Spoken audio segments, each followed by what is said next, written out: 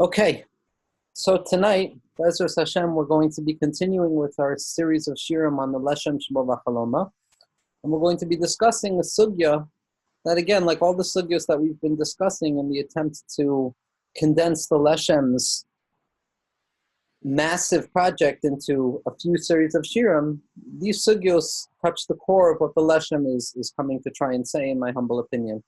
Now, tonight's sugya is going to be the sugya of Shevirat HaKelim, of the shattering of the vessels, which is also referred to as Nisas HaMalachim HaKadmin, the death of the primordial kings, as expressed in the end of Parshas Vayishlach, about the Malchei Edom, the 7 kings of Edom who lived and died prior to the reign of the kingship of Bnei Yisrael. And the Arizal Spusi Again Elenu sees in this Parsha, based on the Zohar Kadosh and the Idraba, as well as in the Idrazuta, a remez to this primordial cataclysm, this primordial catastrophe that opens up creation, that opens up history, rather. And this sugya of Shevirat HaKelim or Nisas HaMalachim, for the Arizal, it becomes really the intermediary stage in the triadic form in which creation and history unfold themselves. Like we spoke about 2 weeks ago, originally there was this pre-original Tzimtzum. The Tzimtzum, the contraction, which we saw in the words of the Leshem, was much more of an actual manifestation of concealment on behalf of God, Kavyachol, is the pre-original origin, the origin that always stands outside of the reign of history, somewhat irretrievable, impossible to grasp the cause or the reason for it, as the Arizal tells us that the depth of the reasoning is that HaKadosh Baruch Hu Kavyachol Kad Salik Be'Re'usei, that he simply decided, according to his ineffable will, the primordial will of HaKadosh Baruch Hu Kavyachol was to create a world through an act of tzimtzum. The Shvira is going to be the beginning, as opposed to the origin, which is the tzimtzum, which remains irretrievable to our minds. The beginning is something that we have capacity to grasp. And we see very clearly that for the Arizal, there was a very sharp distinction between the sugyos of the tzimtzum and Shevirat HaKelim, in spite of the fact that there are numerous makoros where the Ari and the Leshem also sees Shevirat HaKelim, the shattering of the vessels, as a new iteration of the Tzimtzum experience, so that Shevirat HaKelim is really nothing but another form of Tzimtzum, another form of revealing concealment, as we're going to see. In spite of their similarities and in spite of the unicity that rests at the core of these sugyos, nevertheless, Tzimtzum is going to be considered an origin and by nature irretrievable. And Shevirat HaKelim is going to be considered a beginning of a process which we have access to, and therefore we don't have to utilize the same Lashonos of Kavyachol and the same limitations that we apply to the sugya of Tzimtzum, because Shevirat HaKelim is something that happens already within the limited order that HaKadosh Baruch Hu has revealed from the original will that created the Tzimtzum. And finally, the last stage is going to be what we see as Olam HaTikun, or elevating the Nitzotzos that fell, elevating the Kelim that fell, that broke during Shevirat HaKelim. So this triadic process of past, present, and future that the Arizal is really describing is Tzimtzum, the Shvira, and then eventually the Tikkun, which ultimately manifests in the eschatological moment when the world and history is redeemed. Now, for the Leshem, as we've spoken about numerous times, one of his svarim, and quite possibly his lengthiest sefer, aside from Sefer HaBiurim on Eitz Chaim, which had the Leshem been able to finish, would have far outweighed the amount and the sheer length of Sefer Hadeya. But the lengthiest sefer that we have is Sefer Hadeya. Now, Sefer Hadeya, as we said, stands for Drushei Olam HaTohu. They are the drushim about Olam HaTohu. Olam HaTohu is this stage that HaKadosh Baruch Hu reveals into the world at the beginning of creation, which is chaos, which is suffering, which is difficult. Because the first act that HaKadosh Baruch Hu did after the Tzimtzum was this trauma, this cataclysm, this catastrophe that broke everything. Everything that had been arranged, everything that HaKadosh Baruch Hu had set up in order to create existence and to allow history to unfold, undergoes this sudden trauma, this shattering where everything becomes misplaced and displaced, and things which are supposed to be up become down, and things which are down become up, and things that are supposed to be on the left become right, and things that are on the right are meant to be on the left. The Shvira creates this disorder in the world, which is why Chazal tell us, and Leshem quotes this explicitly in Sefer Adeya, the Lashon of Tohu, the Lashon of chaos, based on the Sefer HaBahir, and Rashi brings this down in Sefer Bereshis as well, is that Tohu and chaos actually implies Shemitahea es Einei Habrios, that it causes the eyes of existence to question itself. That when we look at the world, and we look at the chaotic manifestation of the world, very often our only spiritual tool, our only spiritual weapon with which to approach the chaotic misamalgamation of matter and form and kedusha and klipa is one of wonderment, of really having no idea how to approach this bundle of chaos. So tohu is something that not only ontologically represents the chaotic manifestation of existence, but it also represents a very common and lived experience, psychologically speaking, of simply having no idea what is going on in front of our eyes. The inability to order things, the inability to arrange things in a clear, ordered kind of past, present, and future type of way. But we're going to see, after describing the kitzer, very quickly what the shvira and what the shattering of the vessels actually was, we're going to see that for the Leshem, and this is not unlike other Mikubalim, except that the Leshem wrote an entire sefer of beyond 1,000 pages on it, and it rests at the core of his system. For the Leshem, Shevirat HaKelim, the shattering of the vessels, in spite of the fact that all appearances lead us to assume that there was some terrible mistake that took place, that there was some catastrophe that disrupted the original will of HaKadosh Baruch Hu Kaviyachol, in truth, Shevirat HaKelim and the shattering of the vessels is simply the desire of HaKadosh Baruch Hu and the way that HaKadosh Baruch Hu has chosen to allow existence to unfold. Now, it would be enough if the Leshem were to take this catastrophic event that the Arizal describes, this shattering, this mistaken shattering that affects all of the cosmos up to and including and most significantly our personal lives in the existential realm of existence.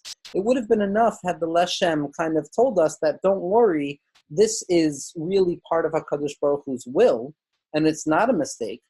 But the Leshem, based on what we saw last week in terms of his understanding of Gevuros, sees the Shevirat HaKelim, sees the shattering of the vessels, not only as a positive and willful act on behalf of HaKadosh Baruch Hu, but really the only way that existence, history, and the eventual rectification of everything which can be tasted in the present, none of that would be accessible or possible had it not been for this originary trauma, which instead of being seen as something that breaks apart something that was existing, the trauma of Shevirat HaKelim is what allows history and existence to unfold. So as opposed to the common understanding of Shevirat HaKelim as a traumatic event which breaks apart and destroys a pre-standing order of things, for the Leshem, based on the writings of the Arizal and the Zohar, Shevirat HaKelim is what allows this order to unfold. Instead of seeing trauma as something that disrupts the personality, Kaviyachol, the trauma is what forms the personality. And we're going to see how Shevirat HaKelim is the opening event, the beginning that allows history to unfold. It is not a mistake. It is not an interruption. It is not a tragedy, God forbid, but it is rather the original planned action that HaKadosh Baruch Hu used to allow existence in all of its multiplicity, in all of its potency, in all of its intensity, and all of its manifoldness to express itself in all matters of diffusion and distinction, so that, like we've said so often, that the eventual tikkun that takes place at the end of history will not only be an expression of unity, but it will be a deeper expression of unity that shows that even differentiation and multiplicity and pirud and riboy are part and parcel of the yichud itself. So the Leshem does not see Shevirat HaKelim as a standalone event that was a mistake that unfortunately, in spite of HaKadosh Baruch Hu's original will with creation, takes place and pushes reality and existence off course, but rather this event, this shvira, this shattering, is what allows existence to begin to unfold itself. So instead of being considered an interruptive trauma that disrupts the person and disrupts their ability to continue to function the way they were functioning beforehand, Shevirat HaKelim is a constitutive trauma. It is an event that allows existence to begin to unfold itself, without which there could be no expression of existence. Now, the core of Shevirat HaKelim for the Leshem is going to be based on what we discussed last week. Last week we discussed Gvuros, or the potencies, or what we typically identify as negativity and severity. For the Leshem Shevo V'Chaloma, we saw that Gvuros are not negative in the sense that they are punishments or that they subtract from things, but they're negative in the sense that they create an imposition within the self that forces an effectuation and an intensification and a potentiation of the self outwards. That when things become thick and tight and claustrophobic internally, there's a need for an expression outwards, and the friction that is created internally through this back and forth and the tnuah and movement from one place to another, which is rooted in the Gvuros, as we saw from the Leshem last week, only through that distinction and that separation of the primary unity of Chasadim are we capable of discerning any sort of multiplicity. So the Leshem, based on the Arizal, is going to see Shevirat HaKelim as the result and the effect of the first instantiation of creation being the fullness of Gvurot. That in the beginning, like the Medrash tells us and Rashi brings down in the beginning of Bereshis, HaKadosh Baruch Hu wanted to create the world b'din. HaKadosh Baruch Hu wanted to create the world according to the level of strict judgment or effectuation and multiplicity, of creativity, of things humming and bustling because of the intensity of everything, where noise emerges particularly because of the distinction between things. But Hashem saw Kavyachol that the world could not be omed according to that strict measure of din. So HaKadosh Baruch Hu was Meshatif the Midah of Rachamim. HaKadosh Baruch Hu threw in a measure of compassion and mercy in order to minimize or decrease the potency of the Gevuros. Now the Sfas Emes and the Leshem says it explicitly. The Sfas Emes says it all the time in Parshas Bereshis. But for the Leshem, this is not a change of will, God forbid. This was not a retraction of HaKadosh Baruch Hu's original plan, but it was the order that HaKadosh Baruch Hu wanted to create existence in. In the beginning, the first expression is Gevura. The first expression is the unbridled multiplicity of Gevuros in their raging and flaming expression outwards without limitation, like we saw last week, manifesting in manifoldness in all matters of expression, devoid of any actual existence because they're moving too fast. On a certain level, it is the potency of the electron that rubs against itself in order to create some sort of expression. The Gevuros unfold and express themselves in all matters of expression, creating this chaotic amalgamation of chaos. And only afterwards, when we're going to see next week in Olam HaTikun, in the world of rectification, does that chaos take on a certain shape and order. But without this burst of expression, without this multiplicity that is allowed to express itself in its fullness at the origin and the outset of creation, there would have been no room for the multiplicity and the differentiation that existence demands for the sake of expressing a deeper level of unity. Now, according to the Arizal, this sugya of Shevirat HaKelim is going to be referred to as Olam HaNekudos. In the Parshios of Yaakov Avinu and Lavan, we see by the sugya of the sheep of Lavan and Yaakov's ability to take those lights from Yavan through his chachma, like Rabbi Nachman tells us in Torah Aleph of Likutei Maharan, that we see three sugim there that the Arizal allows to become bedrocks of his system. We see that there were three distinctions of the sheep. There were akudim, nekudim, and brudim. So akudim is unfortunately not something that we're going to be discussing in this series of shirim, although it rests at the core of what Leshem is trying to say in Sefer HaKlalim, which we're not getting too much into in these series. Then there's a level of nikudim, and then there's a level of brudim. So nikudim, these points, this disparate points that are not unified, becomes for the Arizal the realm of Olam HaTohu, the realm of Shevirat HaKelim. And Olam HaBrudim becomes the realm of Olam HaTikun, the rectification of the world through Tikkun Olam, which allows us to elevate the fallenness of creation back to its primordial source. thereby drawing down further expressions of spirituality which were hitherto inaccessible. So Olam HaNikudim for the Arizal, after the originary stages of creation, which were still lofty enough to be an existence that was not an existence, it was still a virtual existence in the sense that it existed, but it did not exist in any material form. The next stage of creation, which allows existence to unfold into an actual and real expression of materiality, is going to be the world of chaos, the world of Nikudim. We have, in order for HaKadosh Baruch Hu to effectuate the proper balance, to allow for existence to take root, there needs to be a balance between what the Arizal refers to as oros, or spirituality, or the immaterial light of HaKadosh Baruch Hu in the world, and kelim, or the vessels or containment aspects which allow for this light to express itself. Like we saw last week with chasadim and gevuros, chasadim are the root of the oros, which are fully expressive, without any limitation. And the gevuros are the source of kelim, which when utilized properly allow for a containment that makes things measurable and reasonable. So without kelim, the or would have been too strong. Without or, the kelim would have been too dark. So what HaKadosh Baruch Hu decided to create was a dynamic equilibrium, a movement between oros and kelim, between lights and vessels, between expression and containment, between fullness and lack, between light and darkness. Now, in the original investment of lights into the vessels, for whatever reason, and the Leshem in Sefer Hadeya gives 11 reasons culled from the writings of the Arizal as to the mechanics of Shevirat HaKelim. Because like we said, Shevirat HaKelim is a beginning, and therefore we can try and discern the cause of it. The Leshem culls 11 reasons from the writings of the Arizal and shows B'darcho B'Kodesh that each of those 11 reasons are really rooted in the same general reason, which is that HaKadosh Baruch Hu simply decided that this was the best way to create the world. But those original vessels, for whatever reason, were incapable of containing the lights that were descending at this lofty state of existence. The light overwhelmed the containment, and the containment shattered.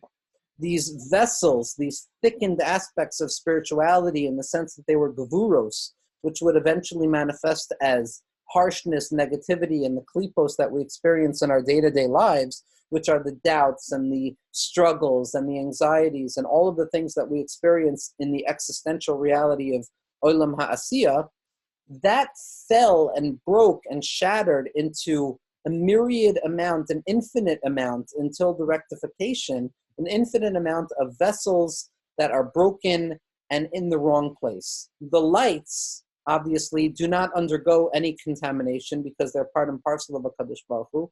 The lights ascend upwards, and these vessels, these shattered fragments of the containment that HaKadosh Baruch Hu placed in the world in order to allow for the dynamic equilibrium of lights and vessels, of concealment and disclosure, they fell down to the lower levels of existence, thereby creating and manifesting and congealing into what we know as physical reality. Within these vessels, the Arizal and the Leshem at length speaks about nitzotzos. There's a certain halacha, if you will, of the quality and the quantity of the lights, the oros of HaKadosh Baruch Hu. Once these oros, once these lights of divinity and spirituality enter into a space, even after they leave an irreducible trace which cannot be erased. There is a roshem, there is an or, there is a residual light, if you will, of the original oros. In spite of the fact that they're no longer there are traces of light that cannot be removed or reduced from the receptacles and the containment centers that they were garbed in.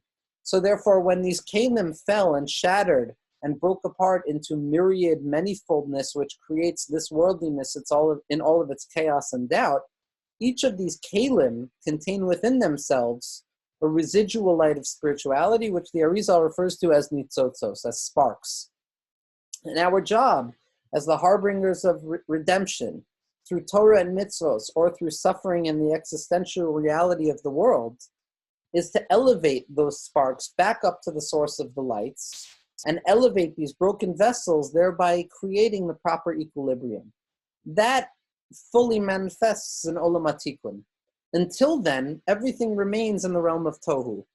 And this is one of the chidushim of the Leshem, that when you learn the linear aspects of Kabbalah Arizal, the sugya of Shevirat HaKelim appears to be a one-time event with a singular reason, whether you want to say it was the catharsis of the divine Kavyachol, that HaKadosh Baruch Hu had this intense gevura that needed to be manifested, or whether you want to say that it was a structural issue, that something went wrong along the way, God forbid, that created this cataclysm and this trauma. When you look at the Shevirat HaKelim as a singular event, you have to find the singular reason. But for the Leshem, and this is really where the Leshem is most influenced by Rav Shalom Sharabi, Schusi Ganalenu, the Rashash. And in the first shir that we gave, where I was aligning the Leshem system throughout the fourfold breakdown of Pardes of Torah Sasod, where we discussed the Rashash, the Gra, the Ramchal, and the Baal Shem Tov HaKadosh, what I had originally posited was that the Leshem can be found somewhere in between, wedged between the Gra and the Ramchal. But what I failed to mention, what I failed to emphasize, was the deep impact that Rav Shalom Sharabi, the Rashash, had on Rav Shlomo Elyashiv, the Leshem Sheba B'Chaloma. In Sefer Hadeya and in Sefer HaKadosh, Hakdamus Sha'arim, as well as in Sefer HaKlalim, there's nearly not a single page that can be understood without the proper contextualization of understanding the Rashash's system. The Rashash of Shalom Sharabi, who was the crowning jewel of Svardi Mikubalim, the Rosh Hashiva of Yeshivat Beit El, who wrote 2 Svarim, which, if permission is granted, are things that I would love to teach. He wrote the Hakdamas Rechovas HaNahar and Sefer Nahar Shalom, which describe at length the kavanos of the Mitpalalim. But what we've undergone in recent generations, in part due to the light of Rav Itchamai Morgenstern and his Talmidim, in particular of Shmuel Ehrenfeld Shlita, is that the Rashash's system has moved beyond the simple kavanot that the Svardim typically daven with, and it has entered into the realm of speculative Kabbalah and the Theosophic Kabbalah, which allows us to see how the Rashash was creating ideas and philosophical ideas of emunah and bitachon that, when properly understood, change the entire terrain of what we think about and what we speak about when we speak and think about kedusha and spirituality. Now, in the sugya of Shevirat HaKelim, the Leshem is most clearly influenced by the Rashash, because unlike the Arizal, at least al pi pshat, as interpreted by other Mikubalim, Shevirat HaKelim was a singular event that happened in history, and what we're experiencing are the after effects of a singular event. For the Rashash, in his Hakdama of Rechovas HaNahar, and the Leshem's Lashon in Sefer Hadeya about the Rashash, is hirish es ha'olam b'machshav, so that he created a storm in the world due to his chidushim. The Rashash shows us that Shevirat HaKelim is not a singular event that took place in the originary beginning of this worldliness and existence, as if it were some historical event that needs to be properly understood and its after effects need to be dealt with properly. But rather, Shevirat HaKelim is something that takes place in every prat, beprate ha-pratius ad ha-prat ha-yoter acharon sheyachol leparet, which is the lashon of the Leshem.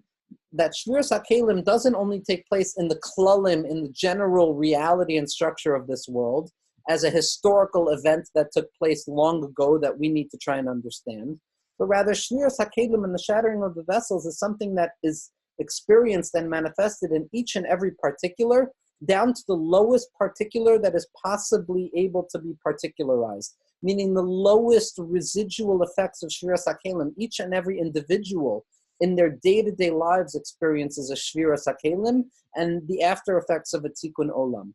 That Shvira becomes a constitutive event. It is not simply something that has happened, but it is something that happens and happens over and over again, and therefore we need to learn how to be mitmoded with it, how to confront it, and how to learn from it.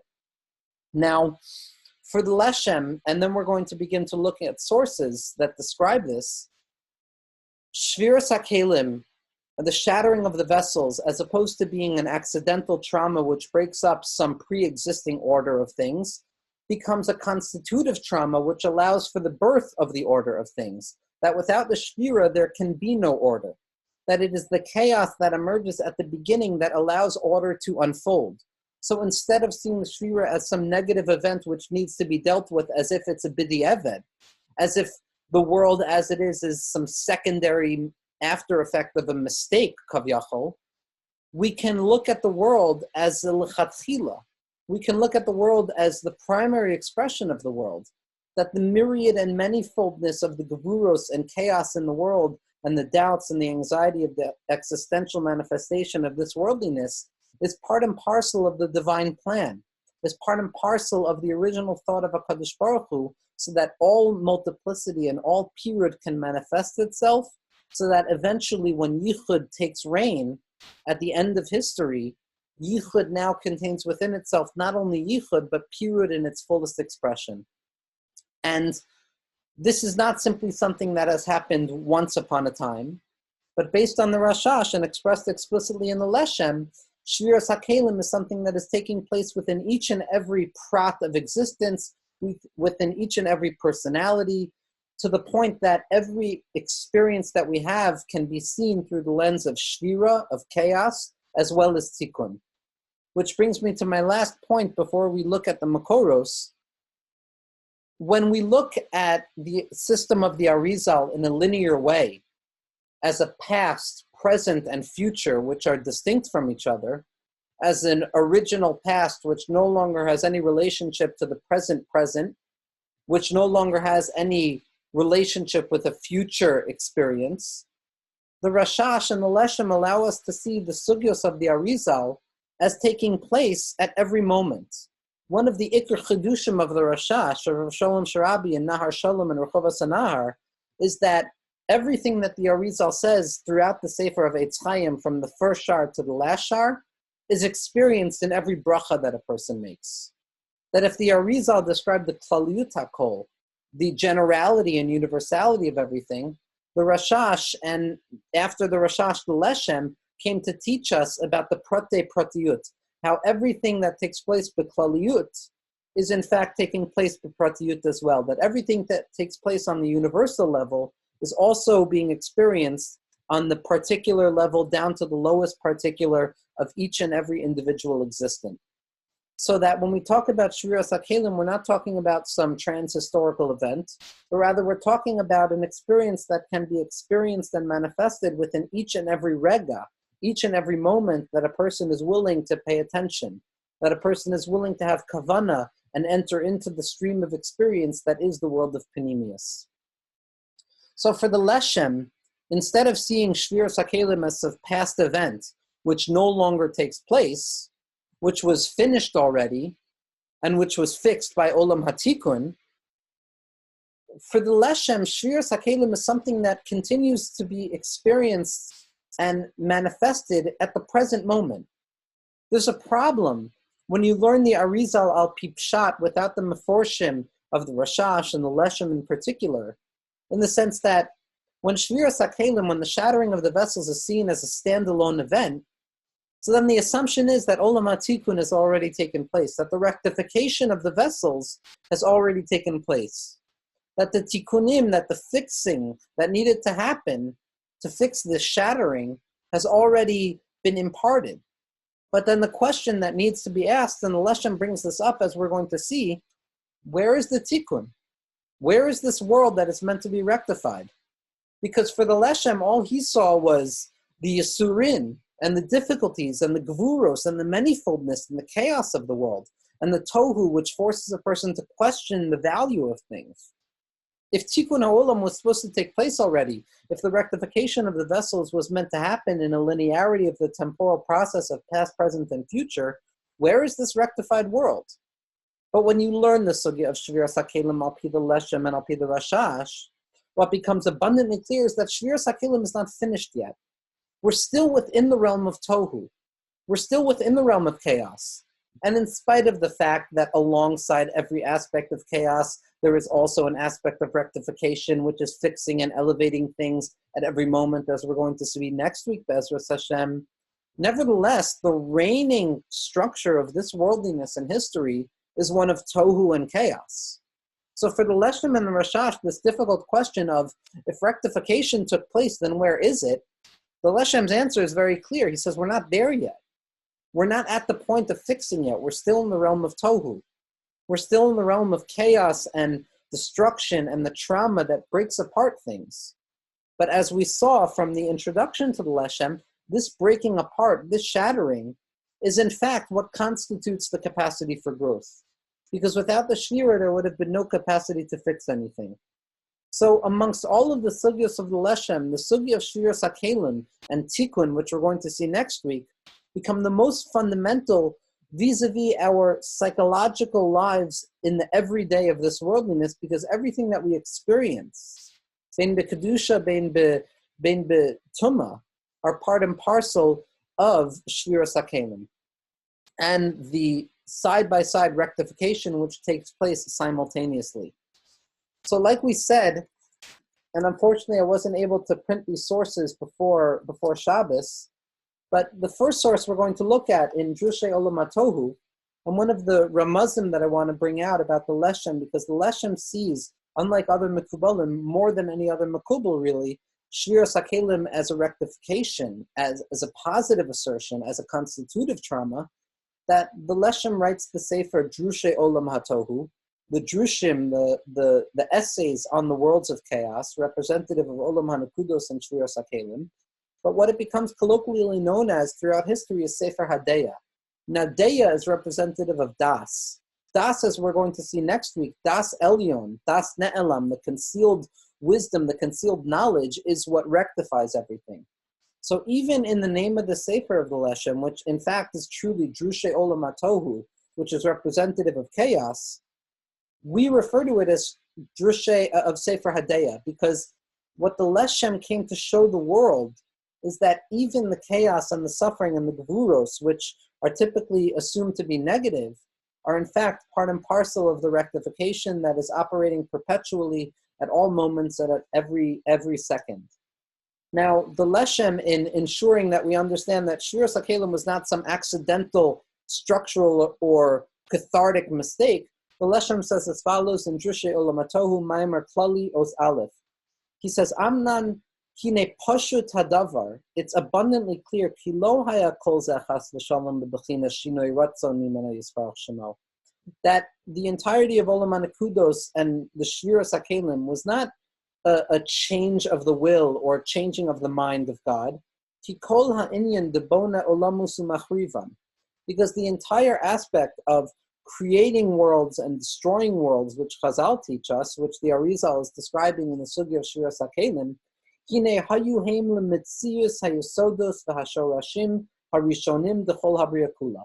these become the building blocks and the foundations of all of existence. But as we see, because they were by way of strong gvurot and judgments, which HaKadosh Baruch Hu reveals in order to allow for the multiplicity of existence to unfold, all of the worlds and existence that took root because of them, there were multiplicity and they were manifoldness without containment. But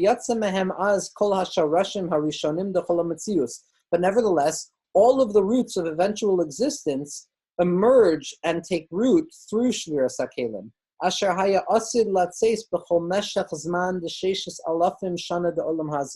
That everything that takes place within the unfolding of history, within the 6 epochs, within the 6 millennia that Chazal describe, Pire me pire v'tolda me tolda, one aspect out of another, all of that is expressed in its minimal and multiple form at the moment of Shevirat HaKelim.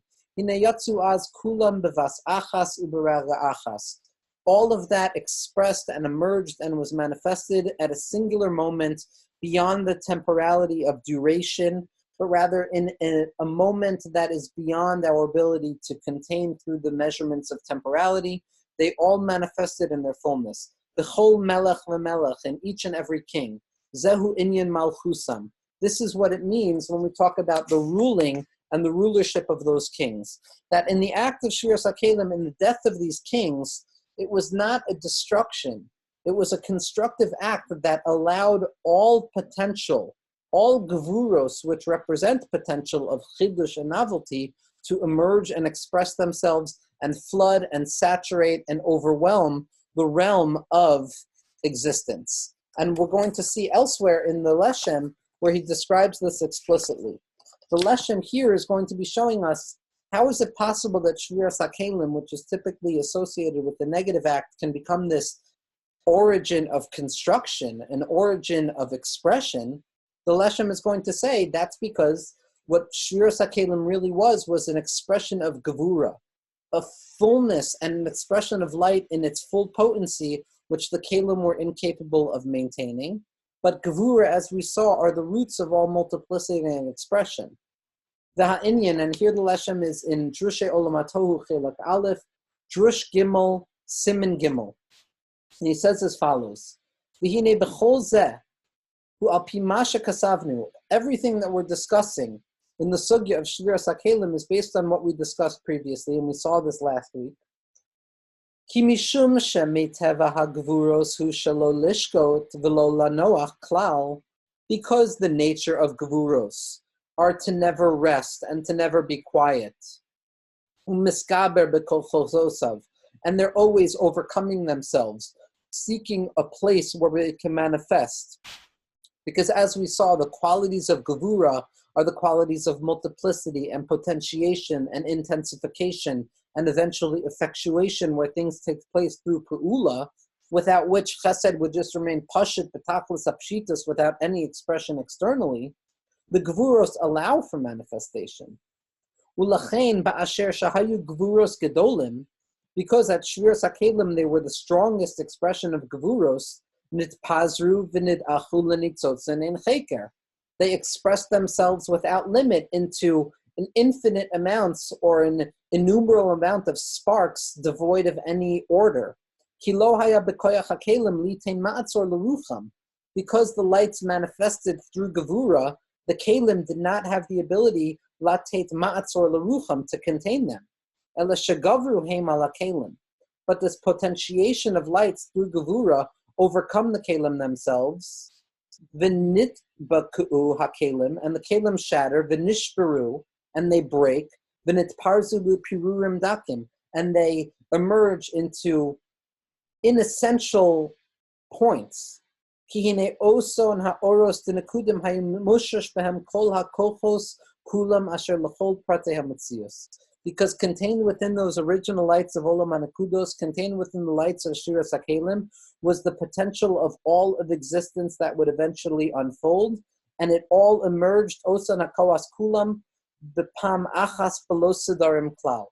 They all emerged through this moment of Shevirat HaKelim without any order, but the potential was there. V'chol HaPratim V'Pratei Pratim Shahaya Asid Letzeis. And all of the particulars and the particulars of the particulars, which in the future stand at the ready to become existence as we know it, our own personal lives, in all of the historical unfolding of 6,000 millennia, kol aleph biyumo b'shaiso, each person according to their moment and their time, nimshach gedula d'chol aleph la'at la'at ad shenishlam al shlemuso. And this expression of all the potential and manifestation of existence of Olam HaTohu, as the Leshem says, it is not separate and apart from Olam HaTikun, but rather Tohu and Tikun, chaos and rectification, the chaotic manifestation of Gevuros and the eventual rectification of those innumerable and multiple Gevuros into vessels, they are not a cause and effect. They are not two separate stages in history, but rather they are part and parcel of the same process. That without Tohu there can be no Tikkun. Without the fullness of expression, without the manifestation of potential in its fullness at the origin of creation, we would have nothing to order. We would have nothing to arrange into configurations, as we're going to see next week, Be'ezras Hashem. Now, the Leshem says, again, he says,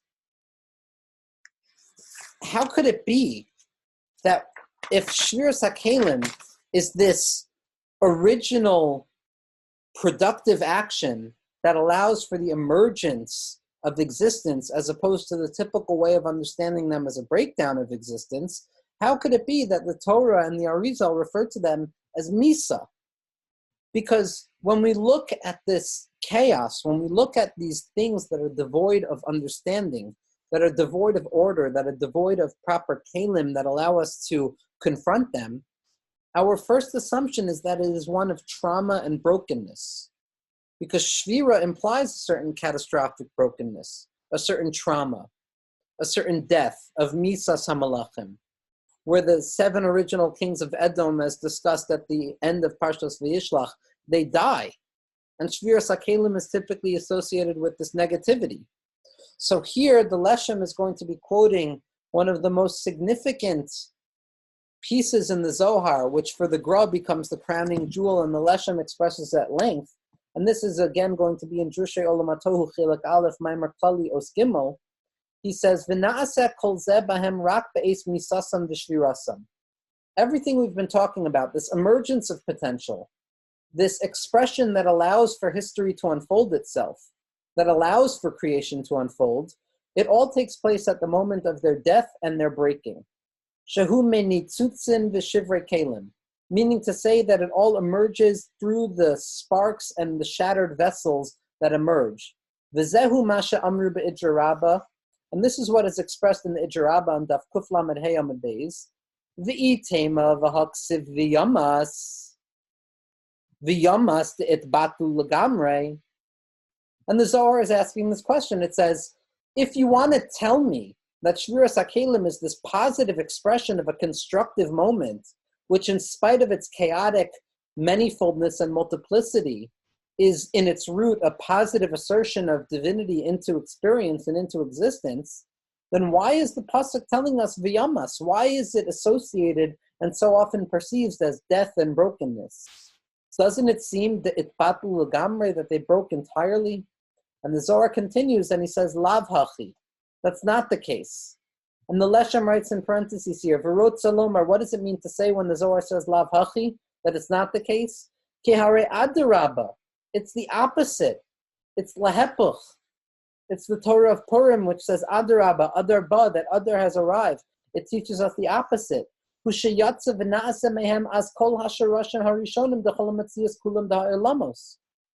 That instead of seeing this as a death and a brokenness, we see that everything emerged at the moment of the shattering. That the trauma was not a destructive trauma, it was a constitutive trauma.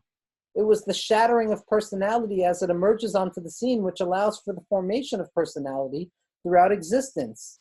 It is the intense potential of energy which through life becomes manageable and expressed through the idioms that we express in our own particular identities. So the Leshem, based on the Zohar, is asking, how can you say v'yamas? How can you say v'yamas if this is constructive?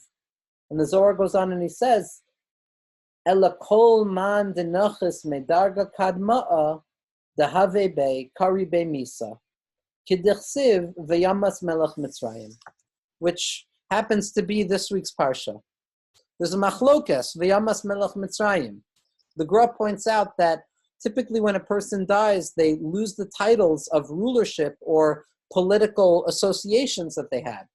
So Vayamas Paro, it should have said. Why does it say Vayamas Melech Mitzrayim? Ki'ilu, that he still maintains the name of Melech.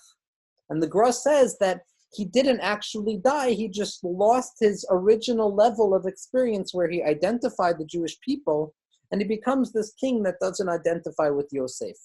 That Vayamas doesn't actually mean death, it just means a change in level.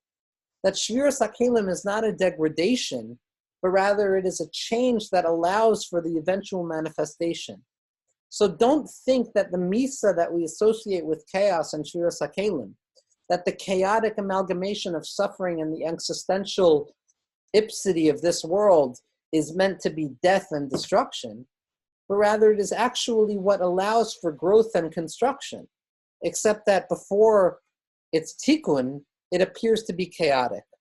But here we see that the Leshem sees in Shviras HaKelim not some trauma that destroys, but a trauma that builds, a breaking, a shattering that builds, like the Arizal says, that Shviras HaKelim was a kilkul amanas latakein. It was a shattering for the only purpose of eventually building afterwards. And the Leshem identifies, the Leshem understands that in spite of the fact that everything is perpetually elevating, as we're going to see next week, and that in truth, Tohu is part and parcel of Tikkun, and the Shevirat HaKelim is what allows for the construction of the reality. The Leshem is fully aware of the fact that that's not what we see, that's not what we experience. And the Leshem says, Aval misasam v'chol mekraeim v'ma'orosehem, their death and all of their experiences, they're still going to be referred to as Olam HaTohu. They're still going to be referred to as this chaotic world which forces an individual to question themselves. But nevertheless, the Leshem says, and this is in Drushay Olam HaTohu Maimar Klali Ostalid, the Leshem says, Hole chatikun rak la'at la'at. Everything is fixing itself. There is no tohu without tikkun. That tohu itself is tikkun. The tohu is the expression of reality, is the building of reality. He says, but it is moving la'at la'at. And in order that we're certain that this is not simply some cosmological event that has no ability to manifest in our own personal lives, the Leshem expresses something remarkable in the name of the Rashash. Now, this is not the words of the Rashash, but he takes this from the Rashash, where, as we saw, Shevirat HaKelim is not some general event which took place at the origin of creation, but it's rather something that manifests itself in each and every particular of existence. And here the Leshem is speaking in Drushay Olam HaTohu Chelik Aleph, Drush Gimel Simin Hey. The Leshem says as follows: the Inyan kol parts of Prati Sha'amar. Every configuration that the Rashash refers to, which undergoes this shattering, this cataclysmic breakage, Hinehu kol ha'ishim kulam v'chol ha'metzius kulam b'chol dalid olamis atzilus bria yitzira nasiya asher b'chol aleph mehem hu b'bechinas parts of kenoida. That every individual identity, every person that exists within the world of Asiya, within the world of Bria, Yetzira, and Atzilus, all of the different expressions of ourselves, that is what is altered during the Shvira. And he goes on to say, Hine eluhem ha-partzufim ha-pratiyim asher amar ha-sham morene harav shalom sharabi. That these are the particular partzufim that shattered, that the Rashash is referring to. That they are kol ha'ishim ha'miyuchadim, all individualized individuals, personalities, v'chol ha'metziut ha'miyuchadim, and every existence, asher b'chol ha'olamos, throughout creation. V'im kol zeh harihu miyuchad b'isho u'b'metziusu b'fnei atzmo, that each and every particular individual in their singularity experiences this shvira, kol aleph b'fnei atzmo.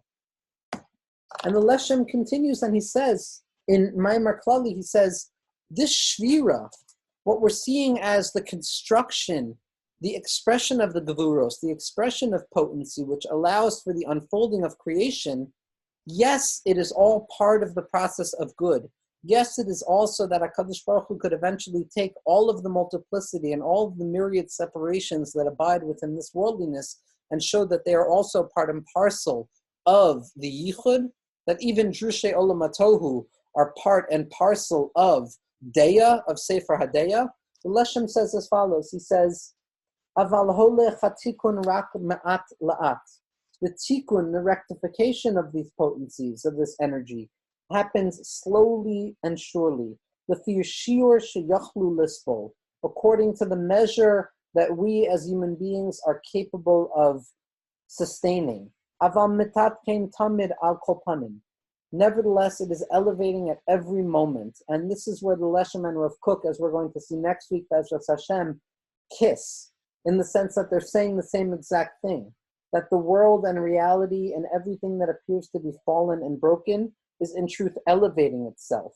Avam mitatkein tamid al kolpanim. Everything is elevating itself. The ein sha'av, the ein rega below tikkun. And there is no moment and there is no second without rectification. That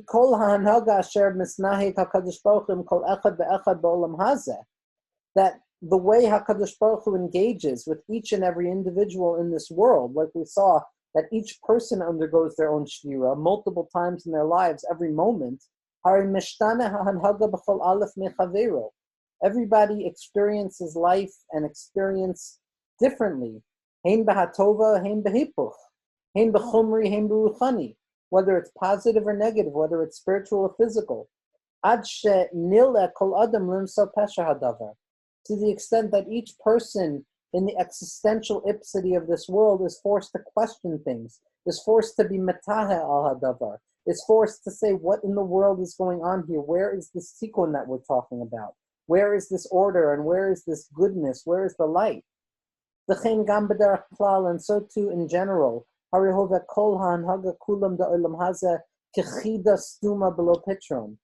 general, the entire governance that HaKadosh Baruch Hu runs this world with is like a riddle without an answer. To the extent that even the wisest of all individuals, Shlomo Melech and Koheles, ask these questions.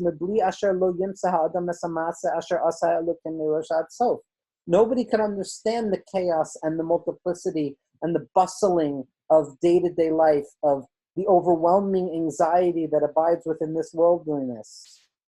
Nevertheless, everything is elevating. Everything is part and parcel of tikkun.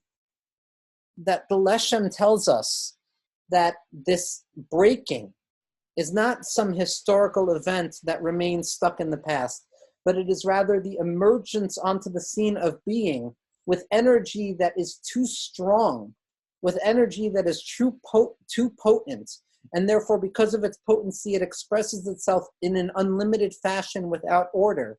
And it is our job through our bechira to take this chaotic potential of our lives and of existence and to arrange it and to order it and to frame it so that we can look at the tohu and recognize that everything is part and parcel of the hanhaga ha'amuka, the deep process through which HaKadosh Baruch Hu decided to reveal himself in existence through potentiation and multiplicity, so that eventually Yichud takes on a deeper expression where even Choshech and even Rishus HaRabim, which the Arizal refers to as Olam HaTohu, becomes part of Rishus HaYachid.